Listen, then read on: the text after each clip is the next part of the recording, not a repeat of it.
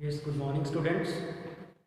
Students, in this topic, we are going to study the making of Germany. It's on page number 19. The making of Germany means how Germany nation came into being. कि Germany नाम का nation जड़ा है Europe के map उपर किमें साकार होया, किमें ये नेशन बने।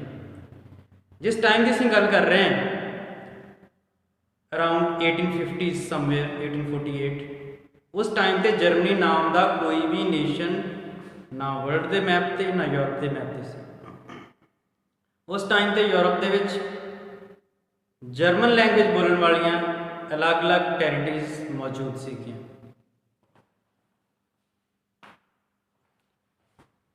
उस पीरियड दे विच एज वी ऑल नो एक कॉन्फेडरेशन सीगी 39 जर्मन स्टेट्स की, जिहड़ा कदी कि नैपोलीयन बना के गया सीगा।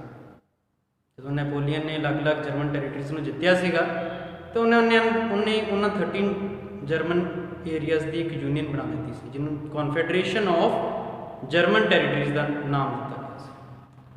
लेकिन हर एक टैरिटरी दे विच समा पा के वखरा वखरा किंग सीगा।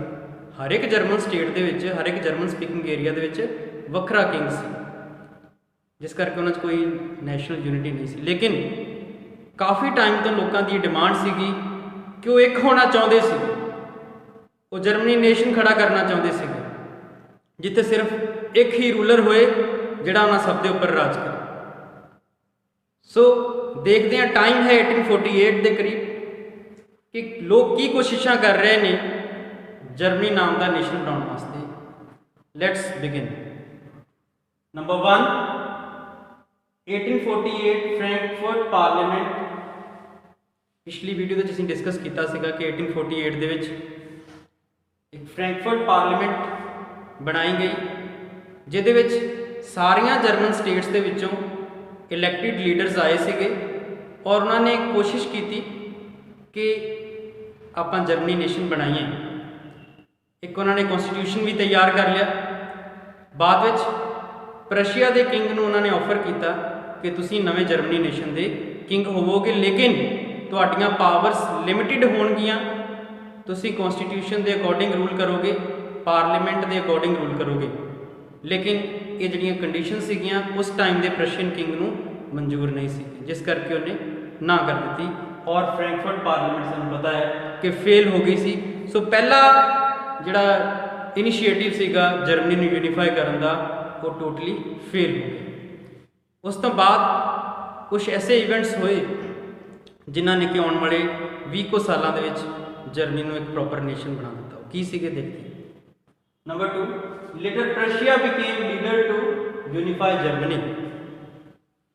फ्रैंकफर्ट पार्लीमेंट चाहे फेल हो गई सी, लेकिन एक गल क्लीयर हो चुकी सी कि अगर जर्मनी यूनीफाई होना चाहता है तो एक ही जर्मन स्टेट जर्मनी नूं यूनीफाई कर सकती है और जर्मन स्टेट सीगी प्रशिया। प्रशिया नाम की जिहड़ी जर्मन स्टेट सीगी बहुत ही पावरफुल सी और अगर ये प्रशिया स्टेट चाहती तो पूरे जर्मनी नूं एक नेशन बना सकती सी। प्रशिया का उस टाइम का जिहड़ा किंग सीगा वो सी केसर विलियम I। जो फ्रैंकफर्ट पार्लीमेंट हुई सी उदों फ्राइडरिच विलहेल्म IV सीगा, लेकिन हुण इस टाइम पे न्यू किंग सीगा प्रशिया का केसर विलियम I। उन्हें डिसाइड किया कि मैं जर्मनी नूं यूनीफाई करने की कोशिश करांगा और इस काम दे विच प्रशिया के किंग का साथ दिता प्रशिया के ही chief minister Otto von Bismarck. Otto von Bismarck जिहड़ा है मेन आर्कीटैक्ट मन्निया जाता है जर्मनी नेशन नूं यूनीफाई करने का। उन्हें ही डिज़ाइन तैयार किया। बहुत ही पावरफुल परसन सी, बहुत ही बड़ा डिप्लोमैट सी। ऑटोवन बिस्मार्क और केसर विलियम की लीडरशिप दे विच आर्मी के सहयोग के नाल रशिया दे ऑफिसर्स के सहयोग के नाल जिहड़ा है जर्मनी नूं यूनीफाई करने की कोशिश की। जर्मनी नूं यूनीफाई करना कोई ईजी वर्क नहीं सीगा। इस वास्ते प्रशिया नूं 3 ਮੇਜਰ ਵਾਰਸ ਲੜਨੀਆਂ ਪਈਆਂ 3 ਮੇਜਰ ਪਾਵਰਸ ਦੇ ਨਾਲ। ਉਹ ਵਾਰਸ ਕਿਹੜੀਆਂ ਸੀਗੀਆਂ ਦੇ 3 ਵਾਰਸ, ਜਿਹੜੀਆਂ 3 ਵਾਰਸ ਹੋਈਆਂ ਸੀਗੀਆਂ ਇਹਦੇ ਵਿੱਚ 7 ਸਾਲ ਦਾ ਟਾਈਮ ਲੱਗਾ ਪ੍ਰਸ਼ੀਆ ਨੂੰ। ਔਰ ਦੇਖਦੇ ਹਾਂ ਕਿੰਨਾ ਕਿੰਨਾ ਦੇ ਨਾਲ ਇਹ ਵਾਰ ਸੀ। Number 1 Prussia versus Denmark. Year 1864 ਦੇ ਵਿੱਚ ਪ੍ਰਸ਼ੀਆ ਨੇ ਡੈਨਮਾਰਕ ਦੇ ਨਾਲ ਇੱਕ ਲੜਾਈ ਲੜੀ। ਡੈਨਮਾਰਕ ਨੂੰ ਉਸ ਲੜਾਈ ਦੇ ਵਿੱਚ ਹਰਾ ਦਿੱਤਾ ਗਿਆ ਔਰ ਇਹਦੇ ਬਦਲੇ ਡੈਨਮਾਰਕ ਕੋਲੋਂ ਬਹੁਤ ਸਾਰੇ ਜਰਮਨ ਸਪੀਕਿੰਗ ਸਟੇਟਸ ਜਿਹੜੀਆਂ ਨੇ ਉਹ ਪ੍ਰਾਪਤ ਕੀਤੀਆਂ ਗਈਆਂ। ਇਹ ਸੀਗਾ ਪਹਿਲਾ phase German the unification. Second war was between Prussia and Austria. In this war, again Prussia won and Austria lost. Austria ਹਾਰ ਗਿਆ ਔਰ ਆਸਟਰੀਆ ਕੋਲੋਂ ਵੀ ਬਹੁਤ ਸਾਰੇ ਏਰੀਆਜ਼ ਜਿਹੜੇ ਸੀਗੇ ਉਹ ਪ੍ਰਸ਼ੀਆ ਨੂੰ ਮਿਲੇ। ਇਹ ਉਹ ਏਰੀਆ ਸੀ ਜਿੱਥੇ ਜਰਮਨ ਲੋਕ ਰਹਿੰਦੇ ਸੀ। ਸੋ ਇਸ ਤਰ੍ਹਾਂ ਦੇ ਨਾਲ ਸੈਕੰਡ ਫੇਜ਼ ਵੀ ਜਰਮਨੀ ਦੀ ਯੂਨੀਫਿਕੇਸ਼ਨ ਦਾ ਪੂਰਾ ਹੋ ਗਿਆ। ਇਹ ਜਿਹੜੀ ਵਾਰ ਸੀ ਪ੍ਰਸ਼ੀਆ ਵਰਸਸ ਆਸਟਰੀਆ ਇਹ 1866 ਵਿੱਚ ਹੋਈ ਸੀ। ਥਰਡ ਮੇਜਰ ਵਾਰ ਪ੍ਰਸ਼ੀਆ ਵਰਸਸ ਫਰਾਂਸ।